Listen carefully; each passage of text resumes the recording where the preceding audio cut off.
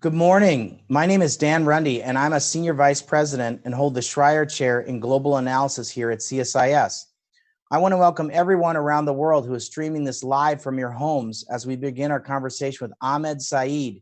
He's a Vice President of East Asia, Southeast Asia, and the Pacific at the Asian Development Bank.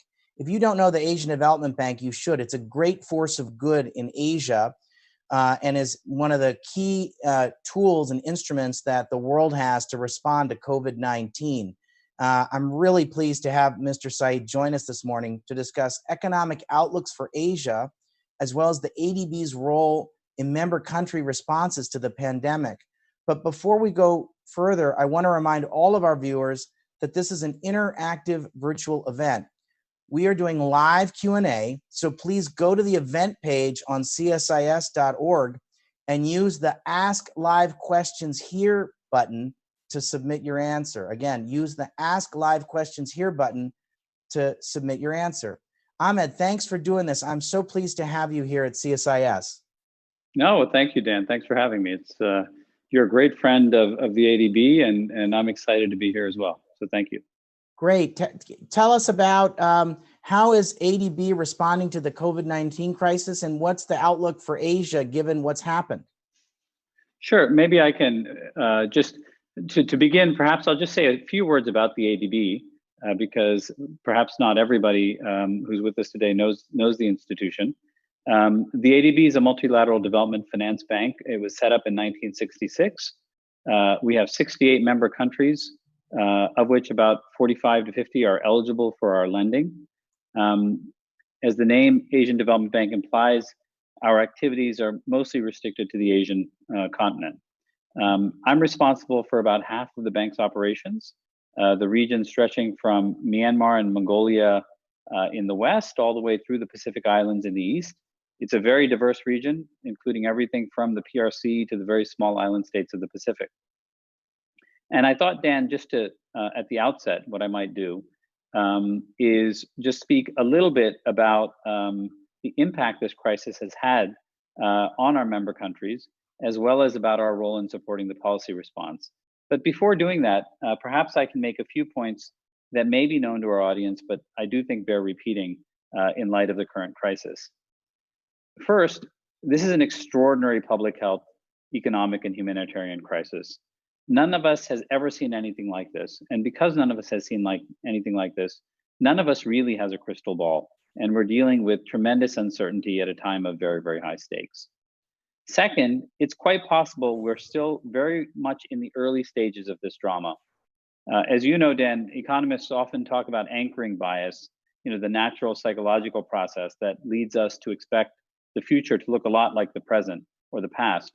And I think this is one of those moments when we have to be very, very cautious about the risks of anchoring bias. We need to recognize that it may be wishful thinking to think that the future, and especially the near future, may look like the recent past. Third, it's also quite possible that there isn't going to be any beginning of a return to normal around the world until a vaccine is found and until it is widely disseminated. Expert opinion seems to imply this is at least a year off, and it could be even further than that. If that's the case, then it's possible it could be 2022 at the soonest, before we see things like tourism numbers, so important for the economies of many of our member countries, return to their 2019 levels. Fourth, and we'll talk about this a bit further when we speak about ADB's projections, economic projections, in the near term, we're going to be in a world that's much poorer than the one that preceded the crisis. The traditional engines of global growth, the United States and China, will both have been weakened economically, and this could have long-term implications. And fifth, while financial systems are much healthier than they were in 2008, it will be critical to ensure that this economic shock doesn't become a financial crisis in some countries. So with that in mind, perhaps we can turn to ADB's views on the Asian economic outlook as detailed in our flagship report that was released on April 3rd. Our baseline forecast is that regional growth will be down steeply to 2.2% in 2020 before recovering to 6.2% in 2021. Excluding the newly industrialized economies of Asia, we see growth slowing from 5.7% in 2019 to 2.4% in 2020, and then picking up to 6.7% in 2021. As I mentioned before, we expect the major engines of global growth, the US, Europe, and China, to be deeply affected, and this, of course, has an impact on countries in our region as well. Growth in the major industrial economies of the US, the Euro area, and Japan had already decelerated from 2.2% in 2018 to 1.7% in 2019. And we expect this number to contract to 0.3% in 2020 before recovering to 1.8% in 2021. China is, of course, the largest economy in Asia, and we watch it closely. Data for the first 2 months of the year indicate double-digit contractions in industry, in services, in retail sales, and investments. As a result, growth in the PRC is forecast by the ADB to slow to 2.3% in 2020 before rebounding to 7.3% in 2021. We also expect most of developing Asia's subregions to see growth weaken substantially in 2020. We are forecasting that growth in East Asia will dip from 5.4% in 2019 to 2% in 2020 before re-accelerating to 6.5% in 2021. As the larger Southeast Asian economies wrestle with COVID-19, growth in that subregion is forecast to drop to 1% in 2020 before recovering to 4.7% in 2021. Having said all of that, I would note again that COVID-19 represents an extreme risk to the regional and global outlook. Our forecast assumes containment this year and a return to normal activity next year. But the outbreak may continue to spread, there may be secondary or tertiary spokes, it could instigate structural changes in the global economy. There is simply much that we do not know. Maybe, Dan, I'll pause there. More than happy to talk further about ADB's response and how we're supporting our countries. But I thought at the outset that perhaps I would just lay out some of our views as an institution on where this is headed, and I think emphasize very much the importance of the unknowns, and emphasize very much the significance of the downside risks, which are asymmetrically significant relevant to the upside opportunities as we see them sitting where we are today. Right. So Ahmed, what you're saying is this is a unprecedented crisis for Asia. Asia has taken a big whack. It could take and get even a bigger whack, but we don't know yet because there's a series of unknowns that we don't know about the disease and how long this is going to last. Isn't that's basically what the ADB is saying? I think we're saying it's an unprecedented crisis for Asia and the world. And Asia, so much more deeply interwound with the global economy today than it was 30 or 40 years ago, is going to be affected by this process. Yes, very, very much so. So, and if you want to go online and dig into the data that you released, how can I do that if I want to do that at the ADB's website? Sure. If you just go to the adb.org website, and there's a search box there, and just search for Asian Development Outlook, you will very, very quickly be led to a page which will allow you to download a fair amount of detail around our economic projections. Excellent. Okay, let's start with some more positive issues, because it's very sobering what you just laid out, and I agree with you. Can you talk? There have been several successful responses in Asia that are some of your members: Taiwan, South Korea, and Singapore. Could you talk about them? Yeah, sure. Look, I mean, I think I think it was the foreign minister of Singapore who said this crisis is a test. It's a test of healthcare systems, of institutions, and of social capital. And I think that there are some places in the region who are by no stretch of the imagination out of the woods, and who are by no stretch of the imagination immune to the storm raging around them globally, the storm both in health and in economies. But nevertheless, they do seem to be getting some things right. And I think what's really important there to understand is the collective institutional and social memory of two very scarring episodes.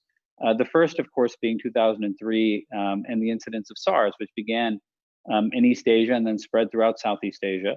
But then also very much the Middle East Respiratory Syndrome, MERS, as it was known, in 2015. The combination of those two events really spurred governments across the region to action. If you look, for example, at South Korea, there were only 38 people who died from MERS in 2015. But as a consequence, the government did a number of things. It pushed very strongly the creation of molecular labs in hospitals.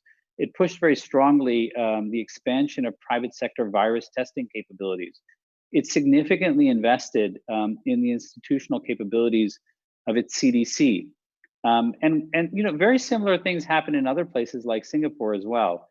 And so I think we find as we look across the region that institutional memory, institutional response, and by the way, sometimes you find this in very out of the way and surprising places.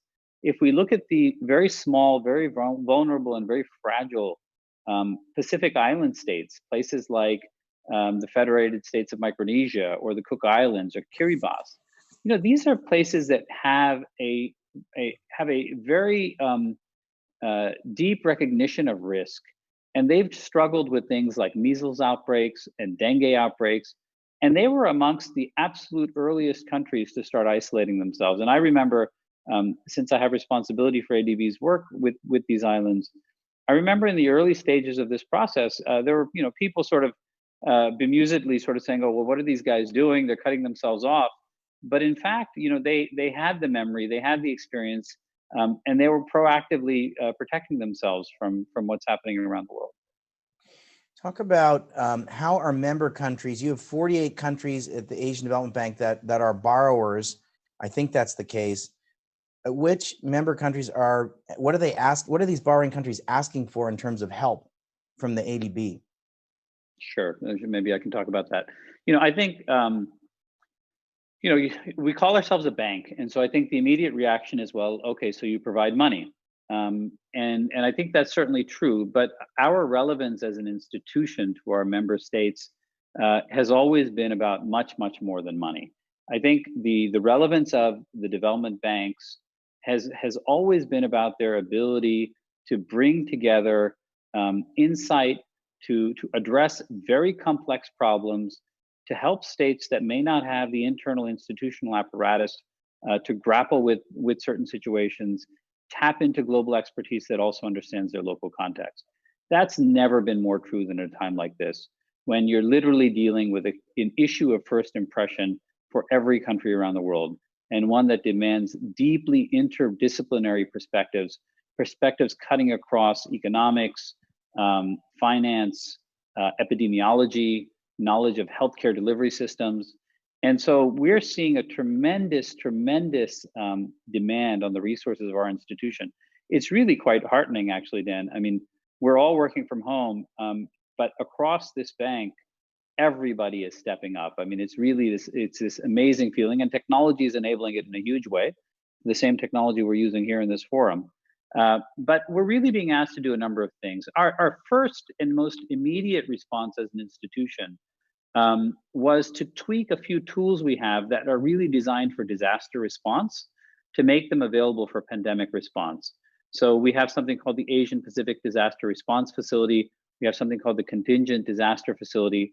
We approached our board, our shareholders were very, very responsive and allowed us to sort of expand the mandate, recognizing that this was both something new, but something that fit these needs. So from those facilities, we very quickly provided technical assistance. We helped countries with procurement issues. As you know, procurement issues have been a significant concern throughout this crisis, the importance of getting equipment into places that need it.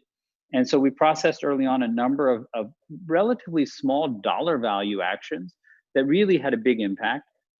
We complemented that very quickly with some of the countercyclical financing that we were able to provide through this contingent disaster facility. And then last week, our board approved a $20 billion assistance package, approximately 18 billion of which is for sovereign support, and 2 billion of which is for non-sovereign or private sector support. And that money is really going to be there to address this enormous problem that countries have right now, which is that at the same time that they're being asked to isolate their populations, incur this enormous upfront economic cost, and to meet it through fiscal action, for many countries, their domestic resource base is crumbling.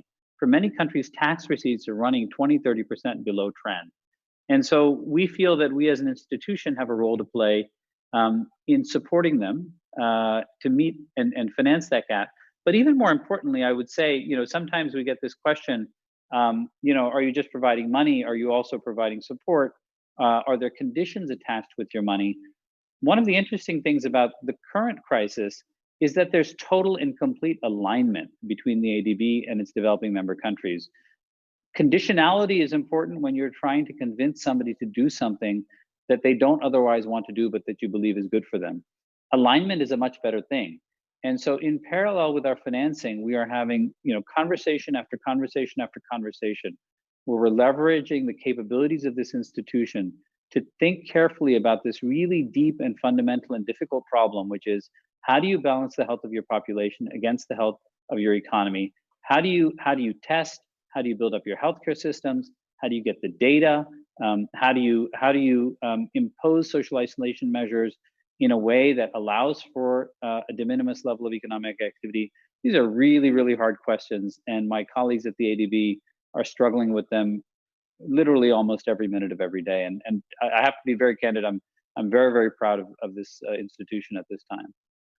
Ahmed, talk about, there are a number of workshops in Asia that are manufacturing hubs that are producing ventilators, the famous PPE suits, masks, face masks, pharmaceuticals. Could you talk about how these manufacturing centers intersect with ADB's work? Sure. Look, I mean, traditionally, this was not an area of primary focus for us, but it very, very quickly became an area we had to be adept at. And we work very closely, I should say, with other multilateral partners in this space, both with the UN system, which has very, very strong procurement capabilities, and with the WHO. But we were called upon very early from a number of our countries to both provide funding and to provide assistance in procurement. Now, one of the interesting things is that a number of most of these things that you're talking about, especially things like ventilators, were produced much more in Europe and the US traditionally than Asia. But one thing we are seeing is that very, very quickly efforts are being made to expand production capabilities closer to affected countries. I think this is perhaps related to, but also distinct from, a broader process that we've now seen continue for a little bit of time, which is, this fraying of global value chains.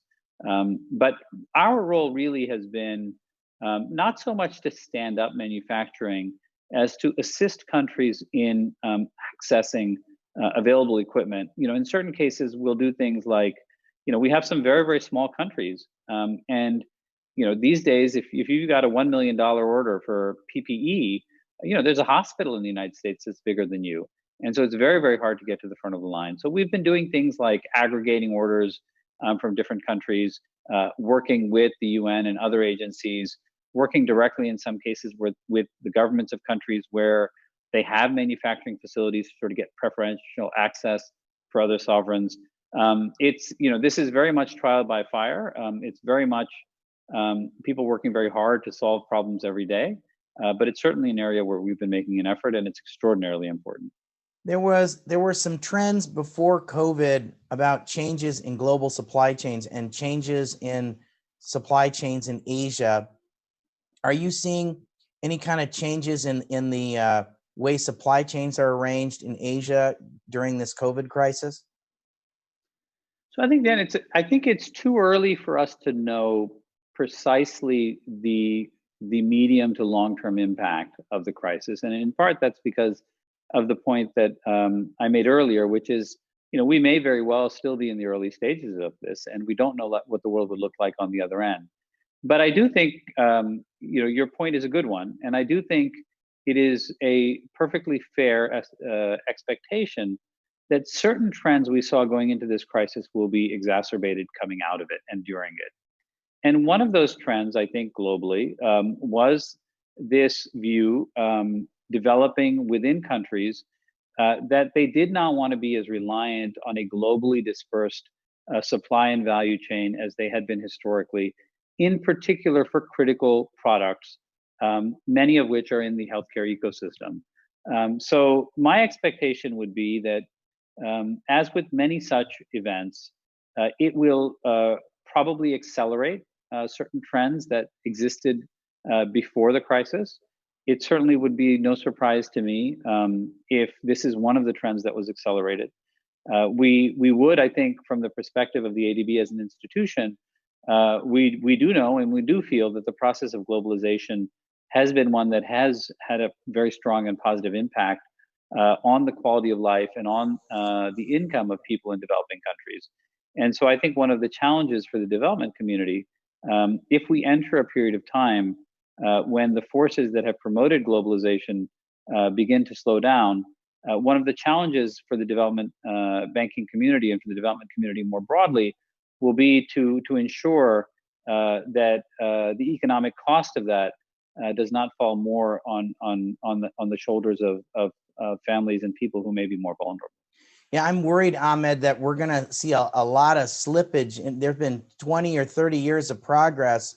How much of a whack are we going to take to all that progress if there's obviously been a complete freeze of globalization, if you will, and if it takes a while to kind of get back together? It's been a great force of good, pulled billions of people out of poverty, you could argue, in the last 40 years, and it's transformed the world. I always say it's not your grandparents' developing world.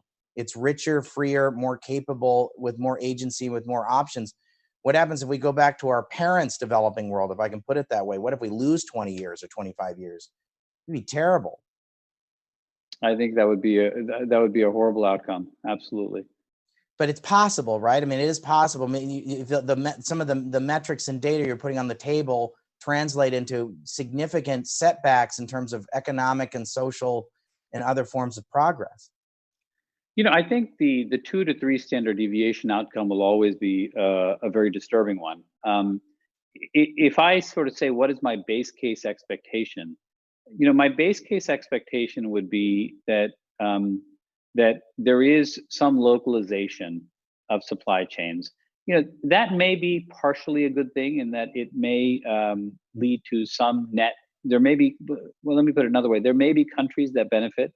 Certainly, we saw across broader Asia in the wake of sort of the trade conflicts that emerged in the last couple of years, particularly between the U.S. and China. We certainly saw some countries benefit in the near term. The challenge is that these are always near-term blips, and in the medium to long run, cooperation always is sort of the better option.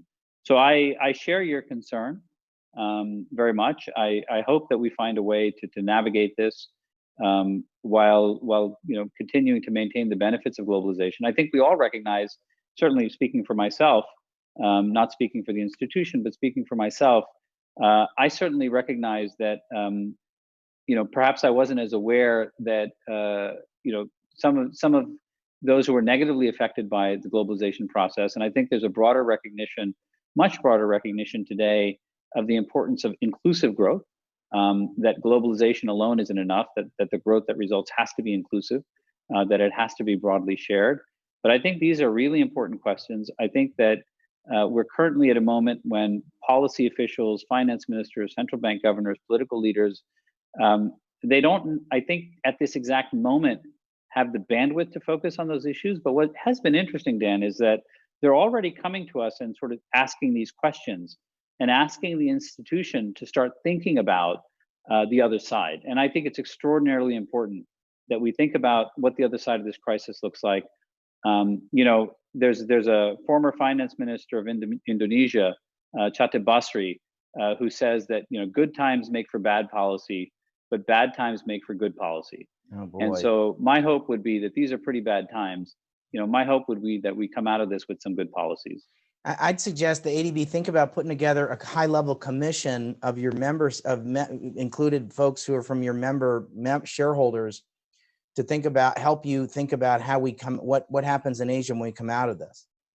Oh, I think that'd be a great idea. I think that'd be something that could be very, very helpful. We should talk about that offline.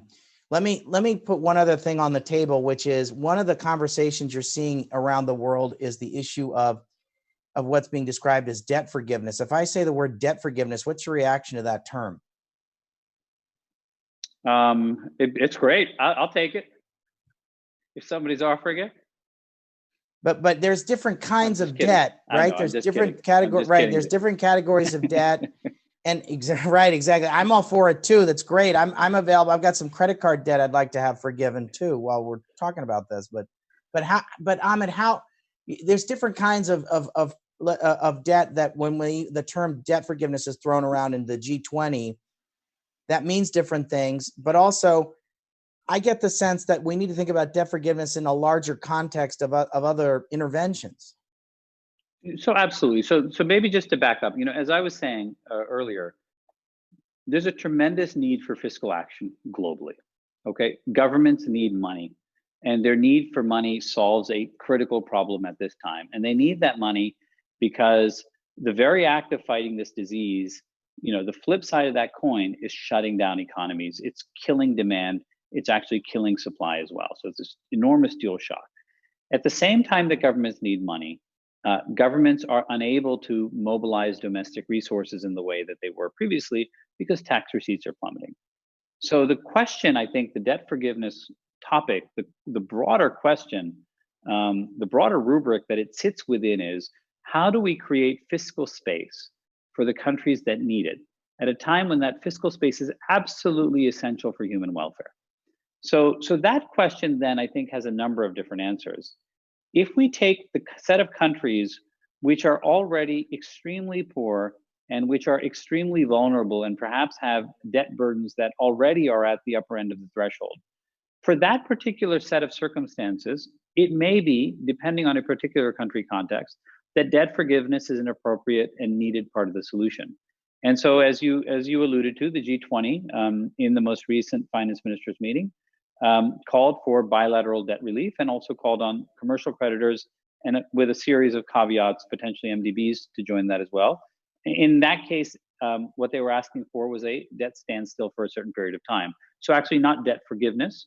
The proposal was an NPV neutral proposal. So it was simply a debt restructuring. That may be appropriate in certain circumstances. The approach for the broader set of countries, we think, the approach that we certainly as an institution have taken is that we are there available to step up and to do more. And so, for example, here at the ADB tomorrow, we have the first set of board meetings for large financing packages out of our $20 billion facility. We have board meetings tomorrow for a $1.5 billion facility for Indonesia and a $1.5 billion facility for the Philippines. We expect other institutions to potentially co-finance those facilities, so the total numbers will be larger in the end. For those countries, I think that this is a much better tool than a debt standstill. And so I guess my broader comment on this topic would be that these issues are always highly particularized to the circumstances of the specific country. And it is hard to think of a one-size-fits-all solution. And one of the things that we need to do on our side, working with others, is to make sure that we create space for countries to act, because it's essential they act, in a way that's financially responsible and in a way that's appropriate for their particular circumstances. Okay, we've got a first question from the audience from Kelly Bridges of Global Water 2020. The COVID-19 outbreak has put a spotlight on the need for strong water, sanitation, and hygiene, better known as WASH systems in communities and institutions to prevent and combat pandemic disease outbreaks. In East and Southeast Asia, 64% of healthcare facilities, the front lines of this outbreak, lack even the most basic of hygiene services. How will ADB's COVID-19 related assistance support and strengthen WASH systems in the immediate and long term? Go ahead, Ahmed. Yeah, thank you. So this is a sector that we're very involved with as an institution. So it's a sector that was important for us before COVID, and it will be a sector that remains important for us during and after this crisis. First of all, I would say I absolutely agree with the importance of this topic.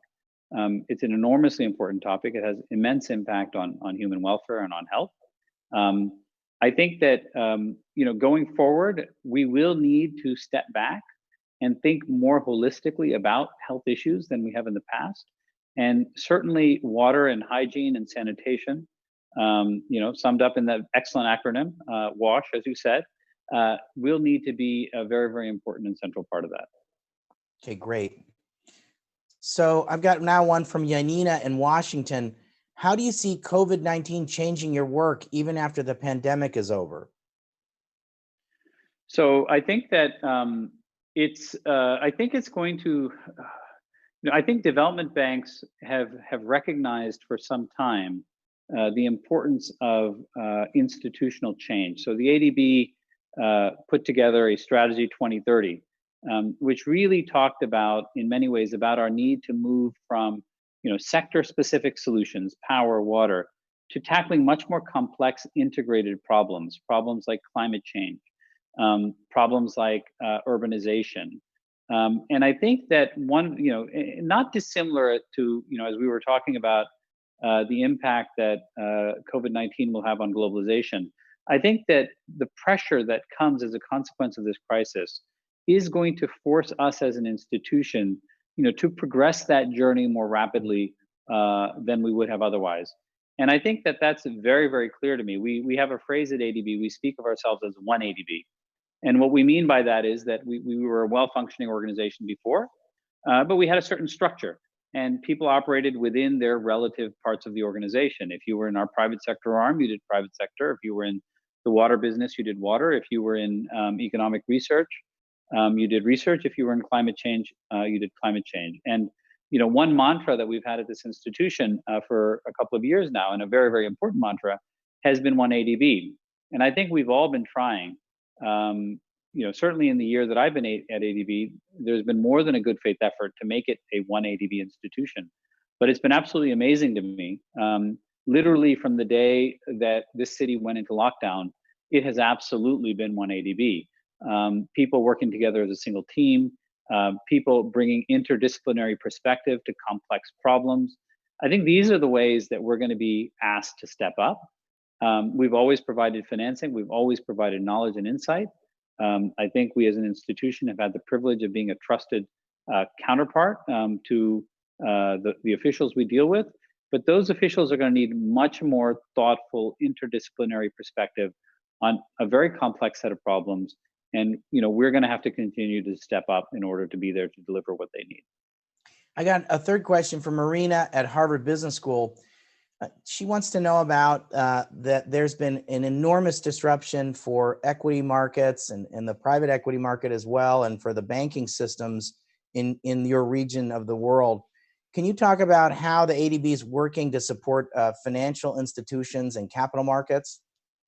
Yeah, absolutely. So we have a number of programs within the bank to support financial institutions. We are already $2 billion of the $20 billion program is for our private sector operations department.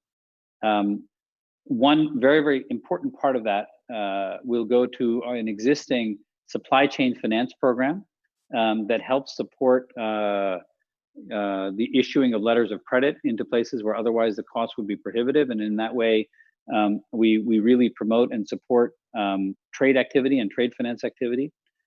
My colleagues who work with SMEs, the bank has funded a number of financial institutions over the years to support their lending programs for SMEs.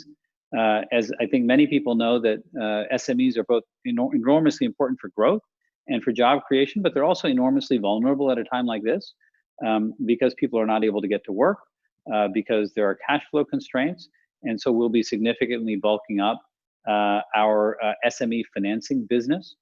On the issue of capital markets, look, I think one of the challenges that emerging markets have confronted for as long as we've been calling them emerging markets, and actually longer than that, is the fact that so much of their financing is hard currency financing. And so you've got this mismatch between liabilities and the domestic currency. And so another area, you asked about capital markets, another area that we've been very, very active in, and I think we're going to continue to be active in, is supporting countries in the development of local capital markets. And if you look around the region and you sort of say, who's relatively better off from a banking system perspective, one of the countries that jumps out is Thailand. And one of the reasons Thailand is better off is because so much of the need for finance is met by the local financial institutions. Thai banks will do 15-year, local currency project financings, very, very long tenor. That's hard to get in other countries. So there may be some lessons there in Thailand for other countries across the region. Yeah. So Ahmed, last question. We're getting a number of different questions about China. Could you talk about how is China recovering from COVID? It seems it's on the other side, and how is the ADB working with the People's Republic of China? Sure. So the PRC is our third largest shareholder after the United States and Japan, and so is enormously important to the institution in that capacity. You know, I think many commentators over the last few years, I've heard this sort of thought expressed more than once, was, you know, the last 5 global recessions came out of the US, and people would always say, oh, well, the next one's going to come out of China. I think they were right, but not in the way they ever imagined. But it is true that China was the first into this crisis, and it appears to be the first coming out. And I think China's trajectory is going to be something that we're all going to watch quite closely, because it will tell us what's possible on the other side earlier than other places. We have an office in Beijing. We're very cautiously starting to explore partial reopening. I think that'll be an important step for us as an institution, but also will be a reflection of a slow crawl back to normal. But an important event for us, as I said, as an institution, nevertheless. The PRC has been quite supportive of ADB's activity. We just received a $10 million grant to support some of our work with our developing member countries. And so, you know, we continue to work with them as we do with all of our other shareholders. Good. Well, Ahmed, this has been great. I really appreciate you taking the time. As I said at the beginning, ADB is an important institution in Asia, frankly, a critical institution in Asia. We're big fans of it at CSIS. We really appreciate you taking the time. Thanks for your public service and your leadership at the Asian Development Bank. And thanks for taking the time to be with us today at CSIS. Well, thank you very much, Dan. Thanks for having me. And I hope to have the opportunity to see you in person sometime soon. Yeah, exactly. I look forward to it. Exactly. Thanks, Ahmed. Thank you. Bye-bye. Okay, bye.